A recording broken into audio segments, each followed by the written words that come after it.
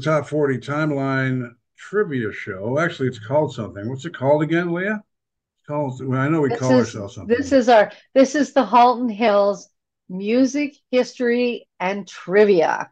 Yeah, but we're going worldwide with the top 40 timeline, of course, the radio show. And it's all Yep. about music trivia from this week. And you can catch our radio show on Party Dog every Saturday. Oh, no, Sunday, sorry. And it's also on KFM in the UK. And hello to Caden Gordon Radio. We're heard in Massachusetts there. Music Box for Friends in Belgium. And we're heard on the UK national radio across the United Kingdom. And of course, Hit Oldies in New England. So many stations are signing up. Radio 42 North in Windsor, Ontario. And we're on 365 Sounds in the UK. Hello, Andrew. And Lynx Radio in Calgary. We're on the Lynx Radio Network with our radio show. And Southeast Texas .com as well. We're down in Southeast Texas. And also two new stations this week.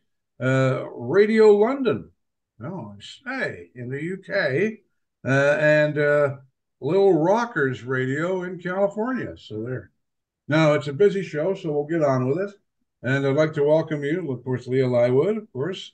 These are my Halton Hills Online Radio cohorts, and Amanda Bassett, of course, right there. And they're part of this show every week.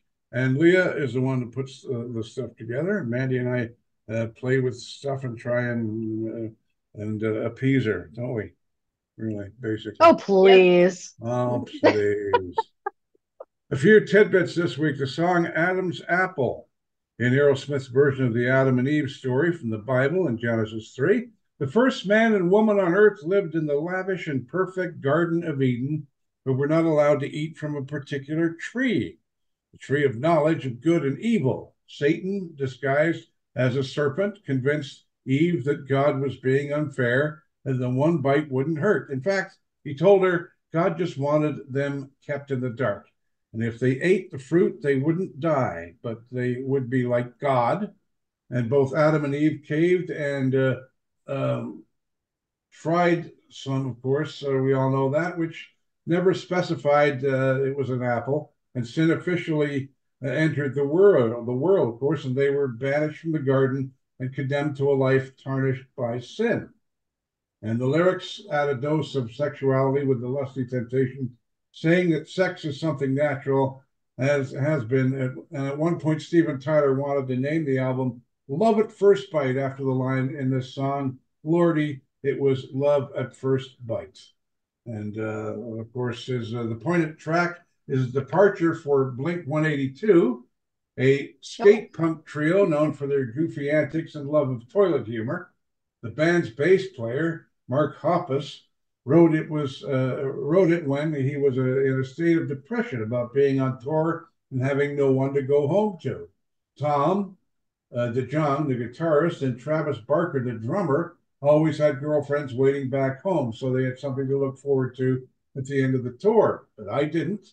So it was always like I was lonely on tour, and then I got home and it didn't matter because there was nothing there for me anyway, he told Rolling Stone in 2000. Although the lyrics unfold like a suicide note, the end of the song is a message that things will get better, which was true for Hoppus, who met his future wife on the set of the Enema of the State video, All the Small Things. There you go. A couple of big okay. stories So right off. we're gonna go the opposite way now because the first two rusted. So we'll just let you take it from there, Amanda. You go ahead, Amanda. Okay. In 1947, Iggy Pop is born James Newell Osterberg Jr. in Muskegon, Muskegon. Muskegon, Michigan. And in 1948, singer-songwriter Paul Davis is born in Meridian, Mississippi. Go ahead. This is In small. 1945, one of the world's first great R&B labels, Modern Records, is formed by Saul and Jules Behary Yeah. in Los Lahari. Angeles. It would prove to be the launching pad for everyone from John Lee Hooker to James. Modern Records was big in rock and roll. Yeah. Getting it Yeah, going. very big. Go ahead. 1969, Mick Jagger sends a letter to Andy Warhol, who has agreed to design the artwork for the Rolling Stones album Sticky Fingers. Jagger writes, "In my short, sweet experience, the more complicated the format of the album, the more fucked up a reproduction and agonizing delays." Warhol eventually delivers a design with a working zipper, which becomes one of the most memorable album covers ever made, but it is difficult to mass produce. And it broke easily too, because I had it. Yeah, I had it too. If you Yours zipped broke it, it too? didn't take long to break apart. Your zipper broke too, eh? I'm glad I'm not the only one whose Oh, yeah, I zipper think broke. everybody's did if you played with it, unless you just left it alone. 1973, Tony Orlando and Dawn's Tie a Yellow Ribbon Around the Old Oak Tree hits #1 in the US. The song is based on a fictional newspaper story about a man returning from jail who asks his wife to tie a yellow handkerchief on the landmark oak tree in town if she still loves him.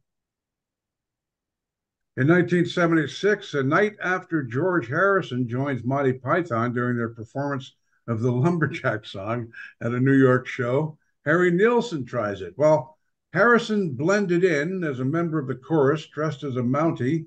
Nilsson wears dark glasses and makes a spectacle. When he goes to the front of the stage to shake hands with audience members, he falls into the crowd and breaks his arm.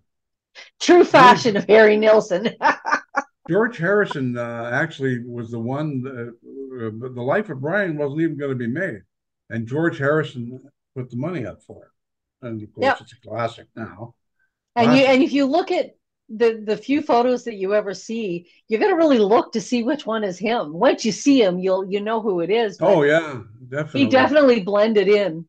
I'll do one more. This week in 2001, Peter Buck of REM gets unruly on a British Airways flight and is arrested. He is accused of drinking 15 glasses of wine, overturning a service cart, and engaging in other bad behavior, but charges are eventually dropped. Buck claimed that ingesting both a sleeping pill and wine caused him to lose it. And he should have stuck to Orange Crush, right? Exactly. See? You get it? Orange Crush? Oh yeah. All right. Go ahead, Mandy. Okay. In this rocker, added up, Kinks lead singer Ray Davies takes down a snobby woman obsessed with money. He lets her know when she adds up the pieces of her life, it won't amount to anything, and she's getting older every day. Davis has always been intrigued with The rich and passionate. the rich and fashionable. Other Kinks songs where they show up include Dedicated Follower of Fashion and Sunny Afternoon. Ray Davies was in a relationship with Pretenders frontwoman Chrissy Hynde at the time, and Hynde sings backup on the track. The couple had a daughter, Natalie, 2 years later. The chorus consists of the words Gucci and Cartier repeated over and over, signifying the woman's designer tastes. Go ahead. Daryl Hall explained the song is about something I still believe, that one of the big problems with the world is people never grow up, no matter how old they get. And the song is a reminder that there is life after high school, that there's another way of looking at the world, and that the other world is a false world and a meaningless world. So that's really what that's all about. All righty. Sure. In fifth, sorry. I said it's your turn. Oh, yeah, I'm okay. I'm good. In 1564, William Shakespeare, whose works inspire centuries of song lyrics, is born in Stratford upon Avon, England. The date is a best estimate. It's known that he was baptized on April the 26th. And of course, in 1936, Roy Orbison is born in Vernon, Texas. 1995, the Sunday Times of London breaks the story that a welder in Liverpool named Peter Hodgson found a reel of Beatles material in his attic. The recordings turn out to be legit, as Hodgson's father had loaned the recorder to Paul McCartney. After hearing the recordings, McCartney buys the reel and uses some of it on the anthology collection. Songs include the Lennon-McCartney original Hello Little Girl and the Ray Charles cover Hallelujah, I Love Her So. Isn't that something cool to have in your attic? Yeah, really. Yeah, Right? most definitely. Wow. The Sunday Times of London broke that story, of course. Metallica, this week in 2001, they start recording their album St. Anger, which turns into some kind of monster. Frontman James Hetfield ends up in rehab during the sessions, and the band only complete it with the help of psychologists who talks them through their issues in group therapy. Wow. I love that one. 2005, YouTube launches, of course. Really? 2005? I thought it was before that. It Nope. works so well that Google can't beat it, and they try with something called Google Video. So in 2006, they buy it. It eventually becomes the most popular place to hear music for free, and it's huge. Eh? YouTube is huge. It's absolutely. It is, and it still is. And I think for the inevitable future to see, it's going to continue. Oh, probably. Did you want that story, Manny? Okay. Go ahead. The song Advertising Space by Robbie Williams in a beautiful ballad about the late, great Elvis Presley. It documents Presley's tragic fall from grace and his sudden death from a cardiac arrest at the age of 42 on August 16th, 1977. Robbie Williams expresses sadness at how Presley has become little more than a commercial figure to be marketed and profited off in the aftermath of his death. Speaking on Parkinson in 2005, Williams added, "He becomes a wall clock, or he's become a bumper sticker. I've never met the man, obviously, but I love him and I love his work. And it's just me tipping my hat to him." Well, of course, Elvis was the king of rock and roll, and we all remember what we were doing or where we were when he died. Of a certain age, I anyway. do. You know what? It was so silly because in 77, I was only about 11, 12, 12, 13 years old, 12 years old. And I had my little alarm clock, plastic alarm clock radio beside my bed. I literally scratched in it August 16th. Bye, Elvis. I was too. You were too, yeah. I was too. She was spitting up still. Just a kid, just a baby. I was too. I was 17. I knew 17, 18. I knew what was going on. I knew who he was and remember where he was. And this is based on a comedy routine by Bill Hicks, who hated the city of Los Angeles. He thought the Yes. people So, were very superficial and represented America at its worst. oh, you bugger. Is that your story? Yes. It's okay. Go ahead.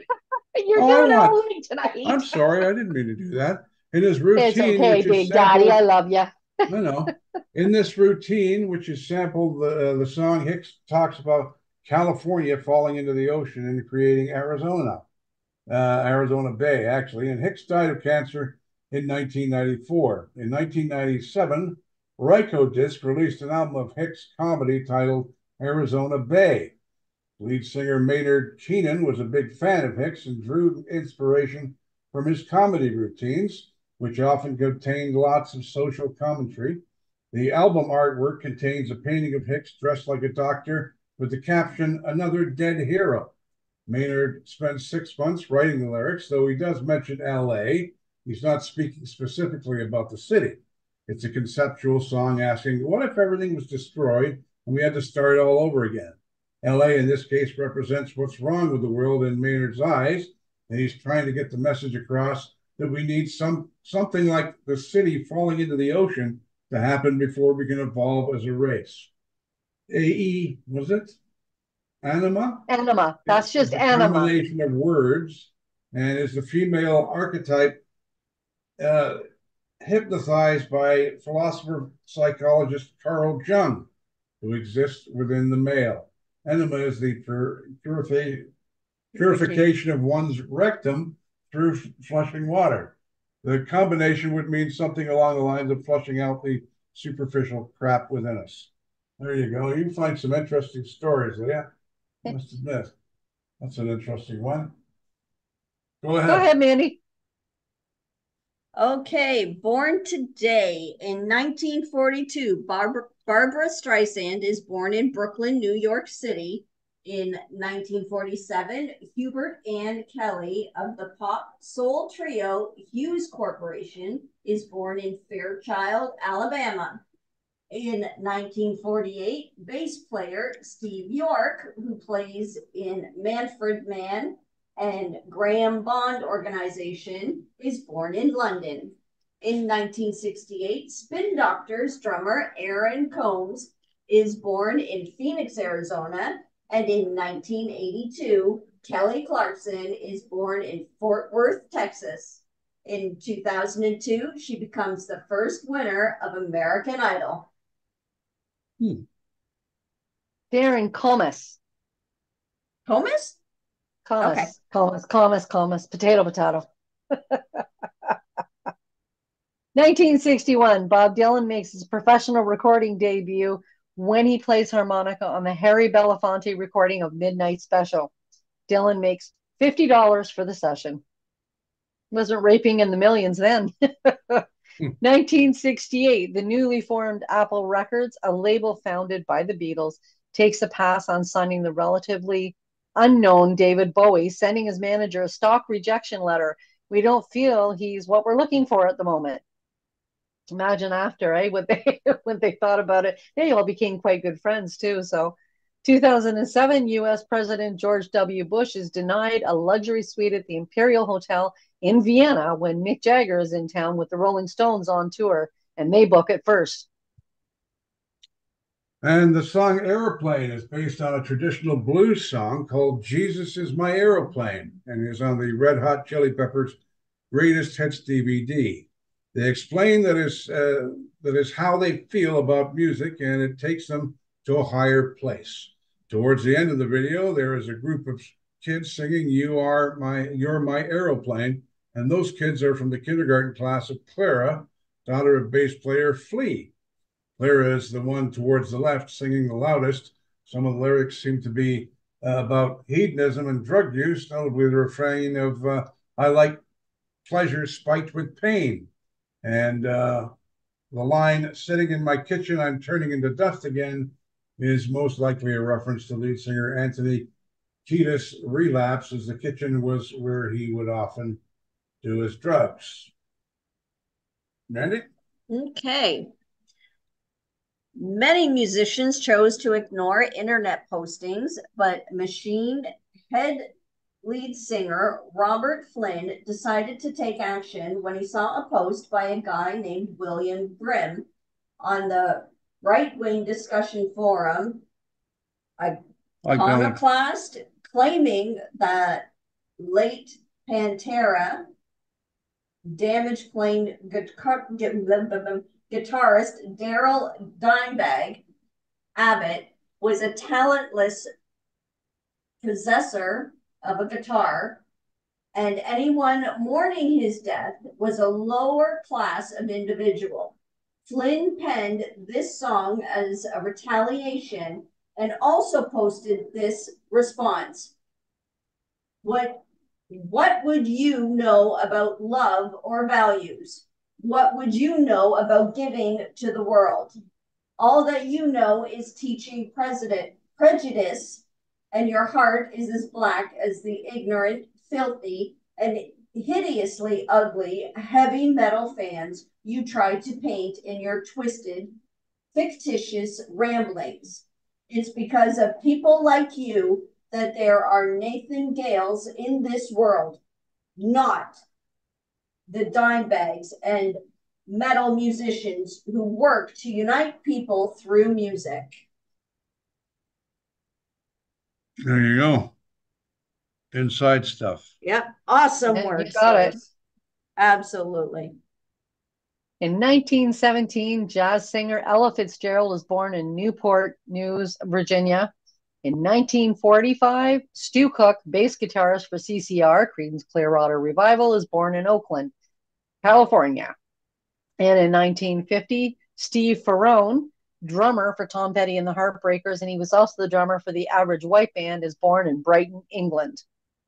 1955, the UN's Commission on Narcotics releases a report stating definite connection between increased marijuana smoking and that form of entertainment known as bebop and rebop.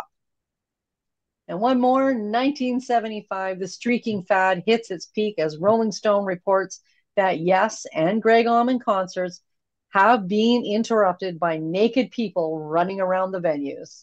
There it is. There it is. 1970s, Ray Stevens, The Streak. That's how it came to be, because they were doing it. There was people running around all over the place. People don't do that anymore, do they? They used to do it in the 70s all the time. Yeah, but You'd be watching a it's legal soccer game. now. Huh? It's legal for women now. They can run around with no top on. Not many do, but it's legal. Well, at least you can give them the right to do it, right? That's it. 2018, Kanye West tweets his love for Donald Trump, earning him plaudits from the president, but criticism from fans. Kanye tweets that he and Trump are both dragon energy, and he is my brother. No kidding. A stark contrast how many of his fans feel about Trump, who replies, "Thank you, Kanye. Very cruel." By the end of the day, West was sent out 82 tweets, including one of a signed MAGA, Make America Great Again, Trump's campaign slogan has. So, yeah, well, those two go well together. Mm-hmm. They're about on the same page, I would imagine. Anyway, and a few tidbits, I guess. Did you want me to do these ones? Well, I don't know. That's up to Amanda. She's next and then me. So you go ahead, Russ. You do this one. During the making of their debut album, Darren Hayes of Savage Garden was still married to a woman struggling with his sexuality. He had already come out privately by the time he started writing songs for affirmation, but not publicly, and some of the lyrics allude to his open secret. He told Billboard, "I wrote the lyric, I believe you can't control or choose your sexuality, in the title track of Affirmation, and I performed the song on the Jay Leno show and intentionally winked at the camera on that line. I was waiting to be outed, but I think because I didn't deny being gay." The press was very, very kind to me. I like to think they knew I was a good person, and I wasn't ready to hold a press conference about it. Hayes was well aware that confirming what everyone already suspected about his sexuality would likely tank his career. And he said, "I remember distinctly the message I got from the top down was that being gay was detrimental to sales. It was never stated, but heavily implied. And you could tell it was the topic of many discussions, and it was marketed in a way that was appealed to women. And it was a period when Ricky Martin had women on his arms at events, and Ellen's career was torn apart by coming out."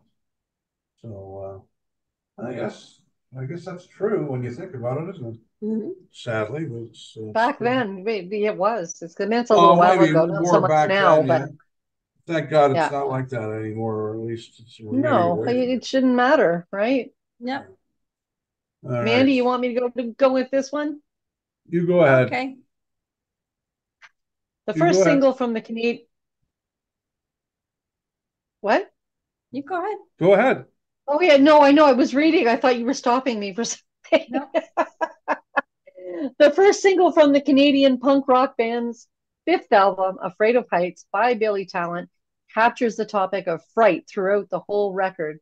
Ben here we go. Koala Weeks, or Koala. Oh my goodness, Koala Wicks. There we go. Told us why they named the album after this tune. The reason why is, as Ian Dessa and I were working on the songs, we were talking one day and noticed that there was an overall theme throughout the record of fear. Our fear of progression as people, our fear of our relationship with the earth, within our communities, within us as a part of our planet politically, he said. A fear of progress, I guess, would be the operative term. And what we mean by that is it's a turbulent time right now on the earth. He goes on to explain their ultimate goal for the album. I guess the overall thing that we want people to walk away with from this record is that there is hope. With love, compassion, tolerance, and listening, we hopefully, as a species and a creature on this planet, will progress and everyone will come out better on the other side. Okay. Today in music history, or this week in music history, born this week in 1938, Duane Eddy, 60s rock and roll guitarist, is born in Corning, New York in 1942. I love Duane Eddy, man, just incredible. 60s teen idol Bobby Rydell was born, Robert Louis Riddarelli in Philadelphia in 1943. And 70s rock singer Gary Wright is born in Cresskill, New Jersey. Sadly, he died earlier this year. That's the guy with Dreamweaver, of course. 1969, Wendy Carlos, born Walter Carlos, album Switched on Bach, pardon me, notably for being the first successful album to remix classical music compositions on the newly invented Moog synthesizer, reaches number 10 on the Billboard albums chart. The popularity of the album is the commercial breakthrough for Moog synthesizers, which go on to be part of the soundtrack in the films Tron, The Shining, and A Clockwork Orange. This is in part brings synthesized music to mainstream popularity, paving the way for disco, especially the high energy style in the 70s, of course, as well. And he was, of course, she was one of the first kind of behind the scenes, but yet out there as being going from being a man and choosing to be a woman. Yeah, I kind of figured that with Walter and Wendy. Mandy, I'll let you wrap up. Very well known, very talented. In 1977, the most famous club of the disco era, Studio 54, opens for business at 254 West 54th Street in New York City. Over the next 3 years, celebrity guests include Cher, Elton John, Michael Jackson, Brooke Shields and Liza Minnelli, Donald Trump and his wife Ivana. Of course. In 1978, The Last Waltz director Martin Scorsese acclaimed documentary of the band's star-studded last concert opens in theaters. The film features performances by Neil Young, Eric Clapton, Joni Mitchell, Van Morrison, Neil Diamond, the Staple Singers, and Dr. John. And they were all big in the 70s. The Staple Singers, I used to love their stuff. That old black stuff, love it. Oh, they don't make records like that anymore. Mm-hmm. And we're done for another week, I guess. That's a wrap on the show. And this is the Top 40 Timeline Trivia Show, and it's all put together by Leah Lywood, right? Mm-hmm. And I have no idea where she gets any of this. Before we go, I do have something to add. I found this earlier, and I don't know if you saw it. So I'm going to hopefully get you on this one. Okay, so Rooster by Alice in Chains. Do you know how that came about? I don't. No, go ahead. Not sure. That would have been one of my upcoming ones, but okay, go ahead. Okay, Rooster is a tribute to Jerry Cantrell's father, who served in the Vietnam War and was known as Rooster. The song details Cantrell's father's traumatic experiences in the war. Its title refers to Cantrell's father's childhood nickname, Rooster, was also a nickname for the M60 machine gunners because the muzzle flashes looked like a rooster's tail. Oh, my God. The song has unwavering depictions of the brutality of war, along with underlying messages of courage and will. The song is a salute to all soldiers and all service families, both past and present. Excellent. Yeah, I knew about the machine gun. I knew. I didn't know a lot of the rest of it, though. And like I said, there's a handful of stuff I've got set aside to put in. I'll have to remember not to bother now. I saw But this and I'm like, oh if my we God, do, I need to stump her this time. if for some reason you see it when we're doing this, ignore that we heard it, because it'll mean I forgot and I've got it in here now. All right, ladies, we're going to wrap it up for another week. We'll see you next week on the Halton Hills Online YouTube channel. We have our own YouTube channel. Anything you gals want to say before we split? No, I don't No, think so. Just okay. we're all working on uniting community worldwide. That's Yeah. right. And listen to the top 40 timeline on wonderful radio stations around the world. We'll see you next week. See you later, everybody. Have a good week.